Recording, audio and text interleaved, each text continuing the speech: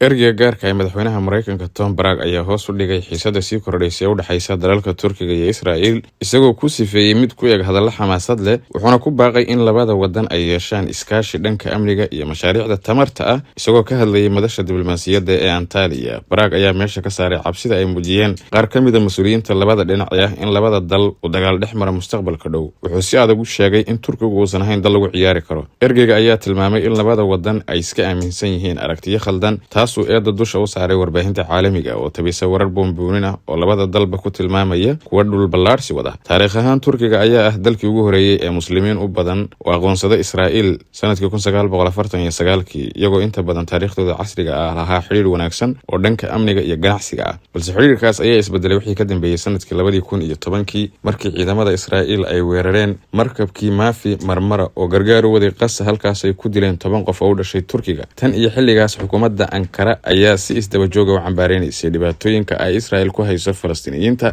Isku daygii ugu dambeeyay ee lagu doonayay in xiriirka dib loogu soo celiyo bishii Sebtembar sanadkii 2023 markaas oo madaxweynaha Turkiga Rajab Tayyip Erdogan iyo ra'iisul wasaaraha maamulka Israa'iil Benjamin Netanyahu ay markii ugu horeysay gacan qaad iyo kulan ku yeesheen magaalada New York ee dalka Mareykanka ayaa burburay bilun kadib. Wixii xilligaas ka dambeeyay madaxda labada dal ayaa isweydaarsanayay hadallo kulkulul. Dowladda Mareykanka ayaa si weyn u taageertay howlgalka militari ee Israa'iil ee gobolka oo ku jira dagaalka Iran. Si kastaba maadaama Turkigu xubin muhiim ah ka yahay gaashaanbuurta NATO una madaxweyne Donald Trump horey u muujiyay sida uu ula dhacsan yahay hogaaminta Rajab Tayyip Erdogan, saraakiisha Mareykanka ayaa isku dayay inay dib u soo nooleeyaan xiriirka labada dal.